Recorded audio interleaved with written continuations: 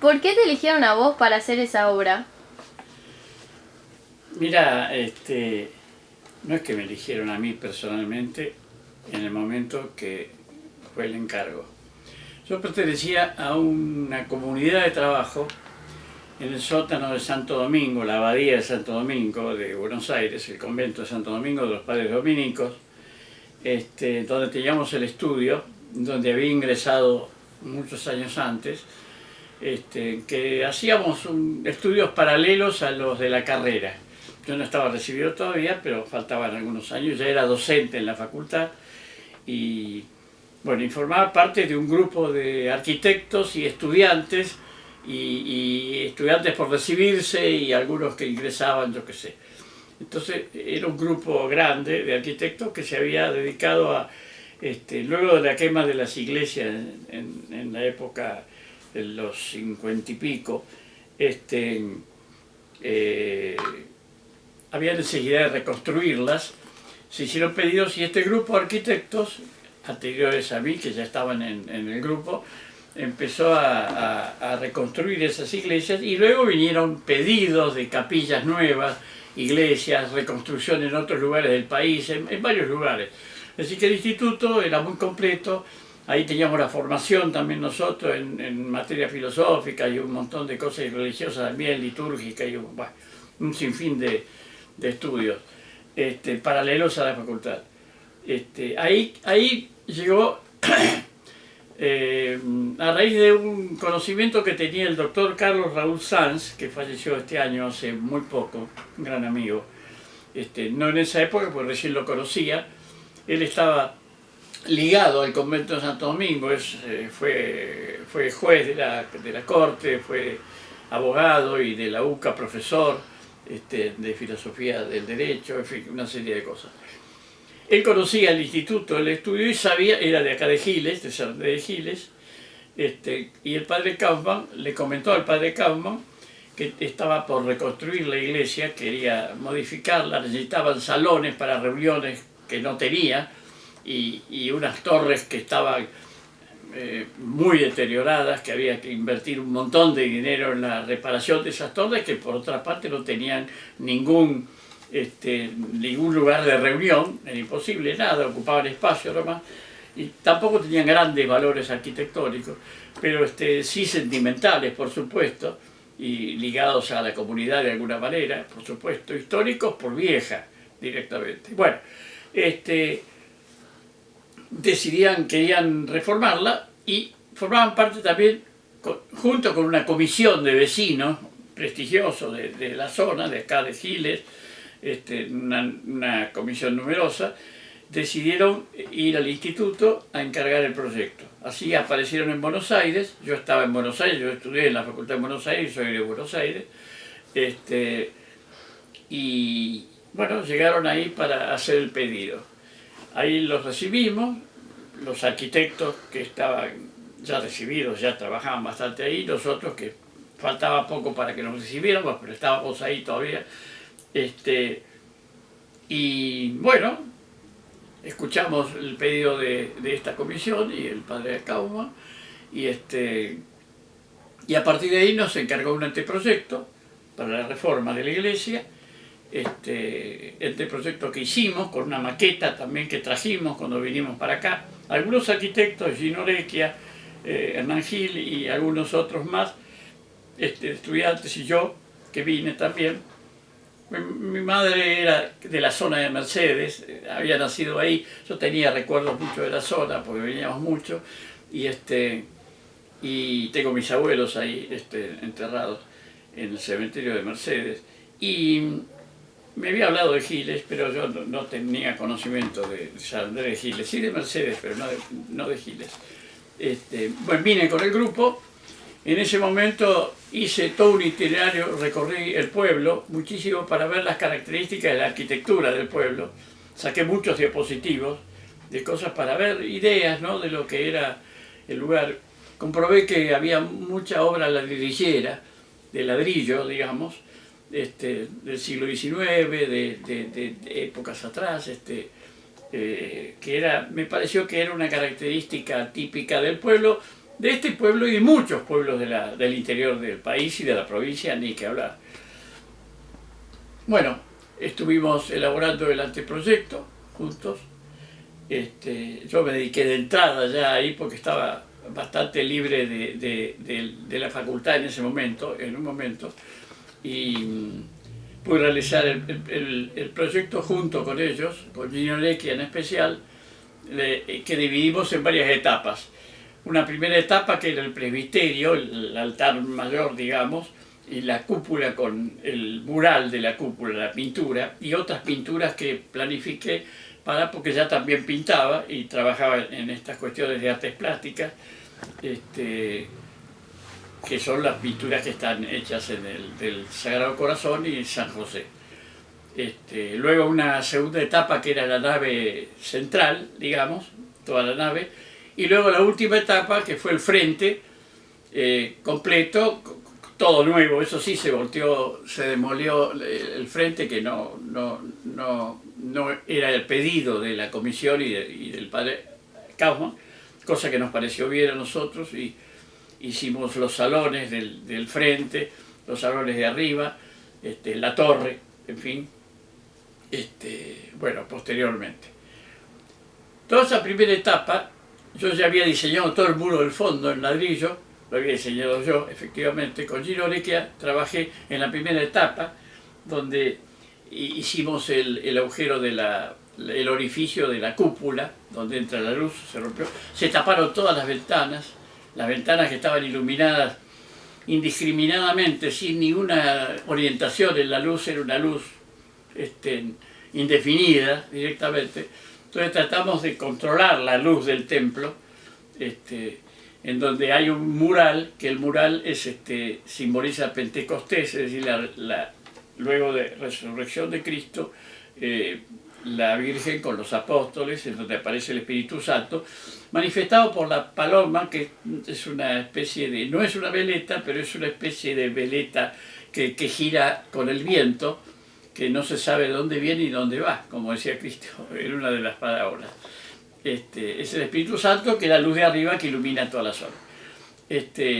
Bueno, y luego un montón de otras cosas. Las pinturas se hicieron, hice la pintura, el mural, el diseño del altar, que es un bloque de travertino de 3 toneladas, de casi 3 toneladas, y los demás elementos. Se limpiaron las columnas. Lo primero que pensamos es eliminar, dejar limpia la estructura de lo que había, porque había un proyecto anterior de los que habían construido esa etapa de la iglesia, que eran los arquitectos de Pini y Lafosse de Buenos Aires. Habían hecho varias iglesias en el interior de la provincia y pensaban imitar un estilo antiguo del románico, digamos, con yesos y con cosas que recubrían las columnas, con ladrillos que recubrían las columnas, pero que no cumplían ninguna función portante de la estructura. Lo que era portante es todo el hormigón armado, que se ve que nosotros liberamos directamente, lo limpiamos.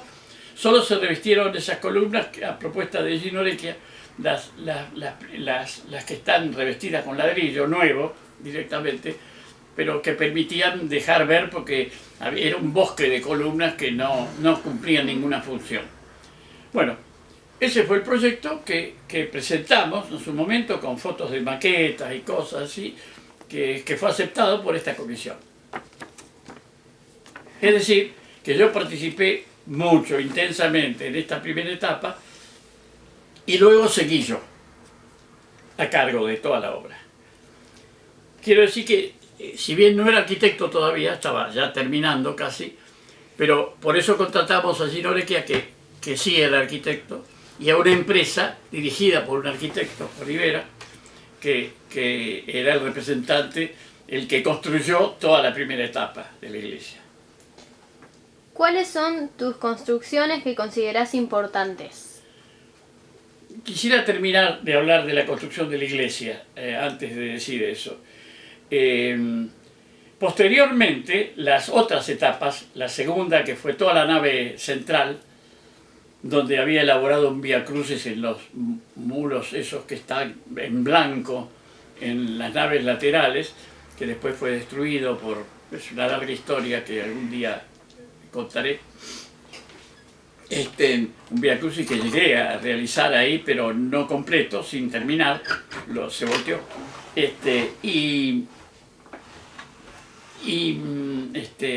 Bueno, esa etapa la hicimos con otra empresa, la empresa de Miguel Verdejo, que es una empresa de Luján, que fue con los que seguimos toda la obra final. Toda la obra final la hice con el maestro mayor de obra Miguel Verdejo, un gran colaborador, un magnífico director de la empresa, un arquitecto, maestro mayor de obra, no era arquitecto, pero que realmente yo trabajé muy bien con él y con todo su personal, que era un personal muy idóneo, con el cual terminamos toda la iglesia prácticamente. Miguel Verdejo, de Luján, que ya falleció. Sobre todo su personal, con el cual un tal Mastrangelo, un gran albañil, un artesano fantástico que me ayudó totalmente a cumplir, a terminar esa torre de ladrillo original, con un sistema de estructura, que no es de hormigón, es de ladrillo armado, inspirado en el ingeniero Eladio Dieste, un gran maestro uruguayo, con el cual hice cursos y cosas, y que permitió hacer la torre que tenemos realmente. Bien, quería aclarar eso porque no terminó, el Gino Leque se retiró también y los demás se retiraron, yo quedé yo con la obra directamente. Y me vine, prácticamente vivía acá en Giles, porque eso fue en el año 64, en el año 65. En el 65 se hizo la protesta de las otras cosas. Dale. ¿Cuáles son tus construcciones que consideras importantes? No sé si son importantes, pero son las obras que la gente lo dirá, la historia lo dirá, si son importantes o no son importantes. Si hay algo que quiero remarcar, para contestar esa pregunta y probablemente otra, es que si hay un arte colectivo, es la arquitectura. La arquitectura condensa de alguna manera todas las artes, prácticamente. La albañilería, la pintura, de todo, los grabados, los vitrales, el vitral que está hecho ahí también en la iglesia, en el frente, en la cruz también es un vitral que hice yo también, junto con algunos grabados y cosas que hay en la iglesia, en el hormigón también. Todo colabora. Todos los albañiles que construyen dejan la huella en la traba del ladrillo, en los detalles. Martín Veloz fue un artesano que trabajó muchísimo conmigo en el frente y en distintas partes de la iglesia y en otras obras conmigo también. El monumento del cementerio a los docentes también. Bueno, es un arte colectivo. Entonces, puede decir que uno es el instrumento que conduce, como el director de orquesta, de alguna manera, para que lo entiendan. No es una obra solitaria, es una obra que depende de la economía, de las finanzas, de la gente, de los clientes, del pedido, de un montón de cosas que hay que coordinar de alguna manera para lograr el fruto que es la obra finalmente que queda para la gente. Sobre todo cumpliendo la función que tiene que cumplir, por supuesto, ¿no? Y obras sí, hay varias. La fábrica de Ascuénaga es una obra interesante que hicimos con otros arquitectos locales, con los cuales hicimos la biblioteca también, la Biblioteca Popular Alberdi. Como se ve, hay un empleo determinante del ladrillo, en el cual me dediqué como expresión de la arquitectura del lugar. Además, acá cuando llegamos había más de 120 hornos de ladrillo, lo cual, ¿en qué iba a construir? El ladrillo. Desde el principio de la humanidad se construyó el ladrillo, así que parecía que es un lugar que el ladrillo representaba muy bien a la arquitectura del lugar, por eso lo utilizamos. Con tecnologías modernas, como la de las bóvedas de la Ascuénaga, que también tienen la misma expresión estructural que utilicé en otras obras, como la Casa Bonetti, que está frente a la plaza, Es una obra también interesante donde hay estructuras de bóvedas autoportantes de ladrillo. Es una vivienda. Y una cosa que quiero decir de alguna manera es que todo espacio es importante para ser habitado, pero el templo, como dice la Sagrada Escritura, el templo es uno. El templo donde uno comulga y ve es el templo. Cuando uno toma la comunión, esas cosas, el templo está en uno directamente, eso está escrito. Pero siempre es necesario un lugar acogedor y propio para la oración y para todo, que para eso son las iglesias. Pero también la casa es un cierto templo, pues son lugares sacros de alguna manera. Es decir, no es una cosa frívola total, porque las viviendas, la casa donde uno vive, la vida familiar, todo lo demás que se dedica, también tiene una consideración sacra de alguna manera, aunque distinta que la del templo, por supuesto. Bueno, hay otras obras, el monumento del soldado Maciel, el caído en Malvinas, ese también lo hicimos, con todos los excombatientes. Como ven, también es una obra media colectiva, porque trabajaron todos, durante 5 años hicimos esa obra, y esculpí junto con un alumno mío del Colegio del Celal de Berio, el cóndor que está en la parte de arriba, ¿no? Bueno, y varias obras, otras viviendas, no sé, no me acuerdo, hay la capilla del cementerio. En el cementerio, a la entrada, a la derecha, hay una capillita donde dejan el féretro del que fallece, pero está totalmente deformada, modificada, los colores no son esos, se deformó con el tiempo, no pintaron lo mismo como estaba todo logrado realmente. Es una obra muy linda, muy pequeña, pero y una obra que me gusta es la capilla del Jardín de Infantes de Hermanas, de acá. Adentro en uno de los cuartos hay una capillita, dentro de un salón, que esa también la hice con ferrocemento, que es la estructura que utilizamos para las viviendas, como el garage de acá, que ustedes habrán visto, no sé si lo tienen que ver, ahí lo ven, que es metal desplegado con un poco hierro, no hormigón, que es un tipo de estructura que utilicé en muchas obras también. ¿Por qué decidiste ser arquitecto? Mira, yo creo que las vocaciones surgen. En algunos casos puede alguien nacer con una idea ya formada y decidida, porque en determinada edad, ya sea en el secundario o en alguna otra ocasión, quiere y descubre de alguna manera su vocación a través de vaya a saber qué cosas. Uno es la tradición de todo lo que es, de alguna manera. Entonces yo fui encontrando las cosas. La pintura la encontré medio autodidacta, con pintores jóvenes, maestros de pintura con los cuales empecé, amigos, y salíamos a pintar de chicos ya. A los 15 años, 16 ya pintaba en casa, estaba un montón de cosas. Mi padre pintaba, hacía algunas cosas, fue músico también, yo también fui músico. Tocaba el contrabajo, teníamos un conjunto ahí, hay un CD grabado nuestro de jazz, de Dixieland, todo ese tipo de jazz. Una época hicimos giras, grabamos discos. El primer concierto de jazz en la Facultad de Derecho de la Facultad de Buenos Aires lo tocamos nosotros, con una orquesta que teníamos. Y así durante varios años. Así que la música también se integró a elegir la vocación. Yo tenía esas vocaciones y un amigo mío íntimo del barrio estudiaba ingeniería. Yo no tenía claro qué podía ser o no ser, aunque ya pintaba, ya salíamos a pintar, así que las artes me atraían, la música y la pintura directamente.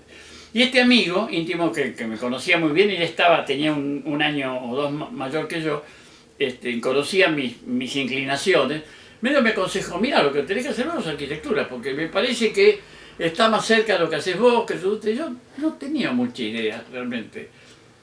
En mi familia no había profesionales de arquitectura, de ninguna especie, nada. Había una ginecóloga por ahí, algún diplomático, nada que ver. profesionales, otros no había. Y así fue que entré a arquitectura. Me metí porque, bueno, por esas cuestiones. Pero eso sí, cuando pisé la facultad y empezamos a ver lo que en los cursos de ingreso teníamos que hacer, ver y estudiar, listo, amor a primera vista. Enamorado, muerto por la cosa. Me encantó, era bárbaro. Me apasioné muchísimo, tanto que dejé la música y todo lo demás, no la dejé. Como digo yo, transformé la música etérea, como es, en música en piedras. Dije, voy a hacer la música, pero con las piedras. Y la arquitectura tiene mucho de música. De hecho, viene de las musas, ¿no? Las musas, inspiradoras. Es decir, así que todas esas cosas que uno hace, que no sabe por qué las hace a veces, costumbres, cosas pequeñas, distintas de lo que uno va a hacer después, van sumando, se integran al espíritu de uno y de alguna manera encuentra uno la vocación. Es así, sí le encontré arquitectura. Y encontré la arquitectura así. Bueno, y listo, y seguí durante años. ¿Sabes si fuiste la inspiración de alguien más para convertirse en arquitecto? Vuelvo a repetir lo que dije recién, no tenía ningún arquitecto, nada, ni siquiera conocido, nada, de ninguna especie, pero sí pintores, como yo, que salíamos a pintar, músicos, todo que está en un nivel artístico de las artes, eso podemos decir. Y yo no puedo decir que me inspiró un arquitecto en especial, pero sí cuando entramos a la carrera, mis ayudantes, Elis, el arquitecto Elis, socio de Claudio Caveri, uno de los grandes maestros que tuve también, y Eduardo Elis también, Polo Elis, un gran arquitecto, ya tiene 90 años, creo por ahora. Claudio Caveri falleció hace unos años. Pero un gran maestro de la Argentina y Latinoamérica, no solo mío, con el cual fui amigo de los últimos años de su vida durante bastante tiempo. Pero ya lo terminé. Y después en la facultad, en esa época, había como dos tendencias. Los que querían la arquitectura de Le Corbusier, un maestro contemporáneo, racionalista, podríamos decir de algún modo francés, y Frank Lloyd Wright, un norteamericano, que era un arquitecto de una arquitectura orgánica, de alguna manera se decía, porque tenía que ver mucho con la naturaleza y con... Entonces, la facultad estaba medio dividida, polarizada así. Estaban los wrightianos y estaban los corbusieranos, de alguna manera. Corbusier hizo una vivienda acá en La Plata, en la ciudad de La Plata, la Casa Curuchet, es una casa de Le Corbusier, famosa. Está publicada en sus libros también y todo. De Frank Lloyd Wright no hay acá. Sí hay una cosa similar en Chile, pero no acá. Pero tiene obras magníficas de las cuales yo era wrightiano, de alguna manera seguía la arquitectura de Wright. Así que de alguna manera me inspiró. Pero después aparecieron los maestros, Efrén Lastra, Claudio Caveri, Eduardo Elis, Horacio Berreta, varios arquitectos que son los que me nutrieron a mí y que yo de alguna manera seguía realmente. En el sótano, donde nosotros estudiábamos, estaba Efrén Lastra, un gran arquitecto que terminó siendo rector de la Universidad de Santa Fe, luego de casarse se fue a vivir allá, salió del sótano por supuesto, y un gran maestro de arquitectura con obras de arquitectura sacra también importantes. Y Claudio Caveri, bueno, un gran escritor, un gran teórico de nuestra arquitectura americana y argentina de alguna manera, siguiendo, si se puede decir así, que es autor de muchos libros importantísimos y autor de una corriente que se llamó acá en la Argentina de las casas blancas, por el color de las casas y porque era una arquitectura medio mediterránea para que se ubiquen de alguna manera. Les podría mostrar algunas cosas, pero no sé si habrá tiempo. Bueno, después te muestro a vos por ahí. ¿En qué se basó el libro que escribiste? Mirá, es la crónica de un plan, así se llama, de un plan de desarrollo de San Andrés de Giles. Pero yo pasé por varias etapas, porque eso es urbanismo, de algún modo. Las facultades de arquitectura y urbanismo. Y el urbanismo es la ciencia de las ciudades. Estudiar la ciencia de las ciudades, la estructura, la modificación, el desarrollo, todo lo que sea que tenga que ver con la ciudad, con lo colectivo de la arquitectura, digamos. En cada obra de arquitectura hay urbanismo también, porque de alguna manera la obra se ve afuera, tiene medianeras o no tiene medianeras, está rodeada de campo, está en la sierra, está en cualquier... Es decir, de alguna manera la arquitectura también participa, hace la ciudad, va haciendo a través de casas y viviendas y otras obras, todas las obras, un comercio, un banco, una iglesia, lo que sea, va conformando el espacio de la ciudad, que es el espacio colectivo, donde vivimos todos, y donde se desarrolla o se estratifica, donde crece o no crece. Entonces, en San Andrés de Giles, luego de hacer mucha arquitectura acá, en la etapa, a través de la vida, fui viendo que no había, siempre tenía un interés en el desarrollo de la ciudad, pero nunca lo había logrado realizar, no era, estaba muy ocupado con la arquitectura y con otras cosas, y directamente es como la política de la ciudad, de alguna manera, política en términos grandes, generales. Así que en determinado momento, viendo la etapa de la arquitectura, que acá en la ciudad no había ningún antecedente de plan de la ciudad, que cómo la ciudad tiene que crecer, si hacia un lado o hacia el otro, si el arroyo no, el arroyo es una barrera, la ruta es otra barrera, las vías del ferrocarril. Se desparramaba toda la ciudad como una mancha de aceite hacia Buenos Aires, digamos. Pero sin ningún orden y sin ningún plan, como sea. Se compraba, se vendía, se loteaba, no se loteaba. Lo único que habían ordenanzas del Poder Ejecutivo, ordenanzas del Consejo Deliberante, que decidían algunos detalles, algunos hechos de la ciudad, y con eso se iba planificando día a día, sin plan, sin ningún plan. Y ahí surgió la idea, que se me ocurrió, de plantear, yo estaba en el Colegio de Arquitectos, que es lo que reúne a todos los arquitectos, el distrito quinto de acá, y propuse hacer, el Instituto Neto se dedicó mucho al urbanismo, propuse hacer un convenio con el municipio para poder hacer un plan de desarrollo de San Andrés de Giles. Y así fue. Se propuso a la intendencia del doctor Aldo Ancimbene en ese momento la posibilidad de un plan para hacer, y luego de varios años de luchas, de trámites de distinto orden, y de vencer muchas resistencias, en las cuales también tuve un programa de radio, hice de todo, un programa de radio donde se llama Construyendo la Ciudad, que era para incentivar un poco el tema del urbanismo. Ahí entrevistaba a arquitectos, a urbanistas, a algunos del mundo internacional, como José María Llop, que terminó siendo un amigo y que me ayudó bastante a lograr este plan, y algunos otros arquitectos, incluso Caveri, incluso Freddy Garay, incluso varios arquitectos que también colaboraron de alguna manera en algunas conferencias, charlas que organicé para que podamos asesorarnos directamente. Yo no hice la carrera de urbanismo, era la carrera de Facultad de Arquitectura y Urbanismo, pero bueno.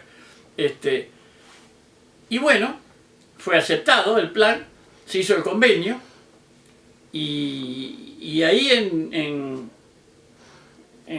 4 o 5 años, más o menos, aproximadamente, se realizó el plan, la primera etapa del plan, el plan, directamente, que fue todo un plan de desarrollo, y lo que hice con el libro fue tratar de relatar, de alguna manera, junto con otras cuestiones que aparecían en mi obra y otras cuestiones que también, algunos ejercicios que hicimos con alumnos del secundario, acá en el Colegio Nacional, de donde yo, cuando vine de la facultad, después de 18 años de docencia, vine para acá y me inscribí en los colegios para seguir ejerciendo la docencia, ya sea del secundario.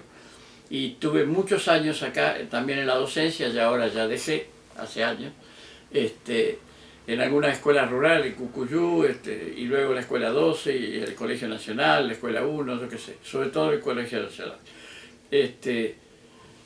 Y ahí hicimos trabajos de planificación juvenil con los alumnos, recorriendo la ciudad, hacíamos todo un plan que convocamos a algunos arquitectos. Fue un trabajo muy interesante que apoyé, que lo relato también en el librito y luego todos los detalles del plan, los distintos planos, las distintas situaciones de desarrollo, cómo crecería la ciudad, de qué manera. Y ahí es donde yo propuse porque ya estaba en el proyecto de la autovía, ¿cómo se llama? La autovía de la Ruta 7 directamente, que sale de Luján y llega hasta acá, que va a seguir hasta Junín, creo, pero pasaba por el pueblo, por el medio del pueblo, donde está la Ruta 7.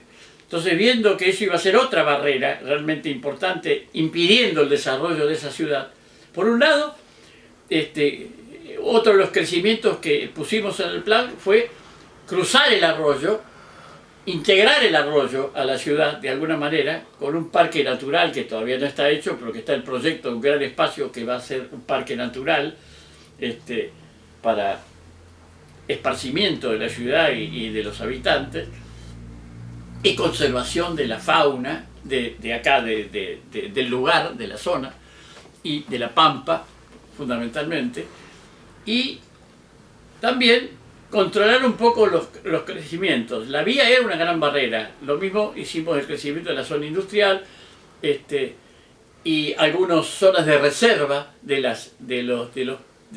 para vivienda, reservar zonas, que no se construyera cualquier cosa, sino que sean reservadas para vivienda, y el proyecto de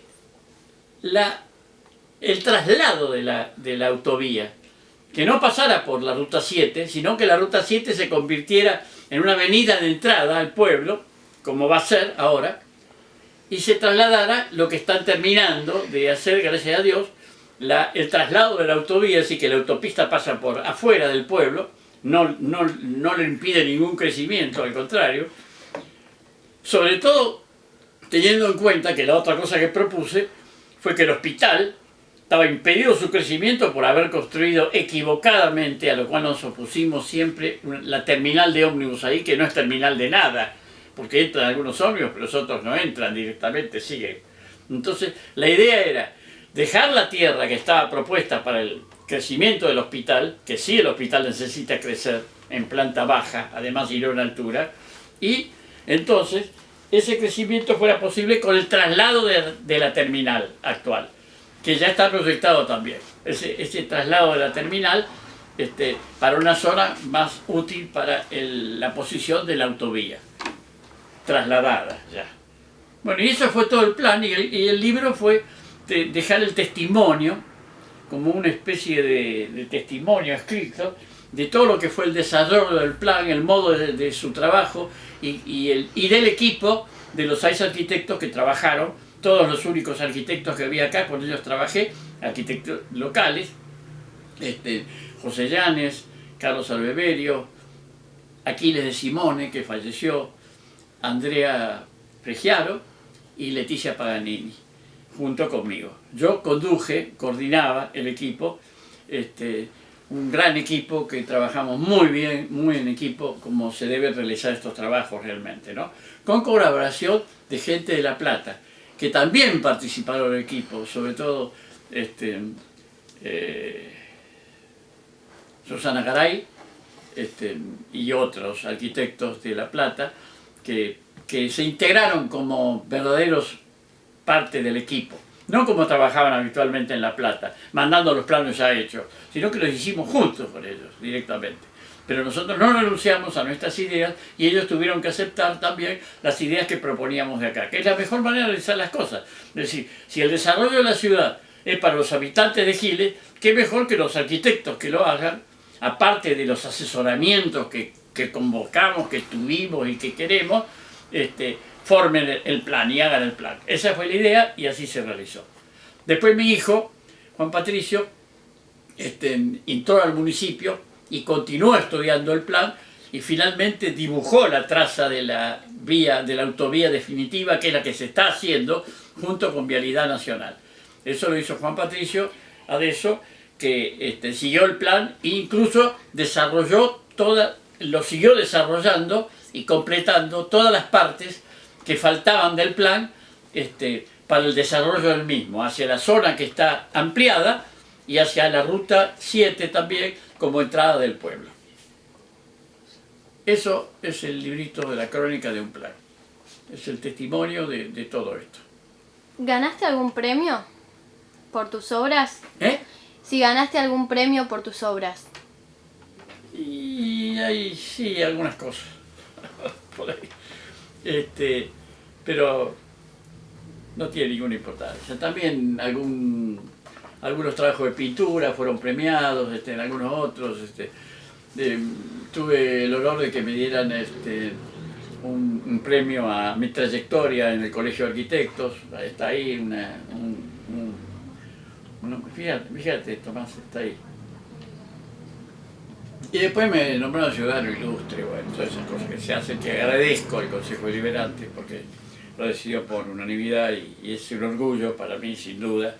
Y me preguntaba qué obra, si estoy orgulloso, por supuesto estoy orgulloso de las obras, de la torre sobre todo, que se convirtió en una especie de símbolo de nuestro lugar, de San Andrés de Giles, y que estructuralmente es una obra contemporánea, con una estructura que tiene que ver con el empleo del ladrillo de manera actual, contemporánea realmente, con una estructura nueva, realmente, con un modo de encarar las estructuras de ladrillo, de las cuales aprendí con Eladio Dieste, Claudio Cavelli también con sus ferrochimentos, que yo también he empleado en muchas viviendas y empleé a mi hijo también muchísimo.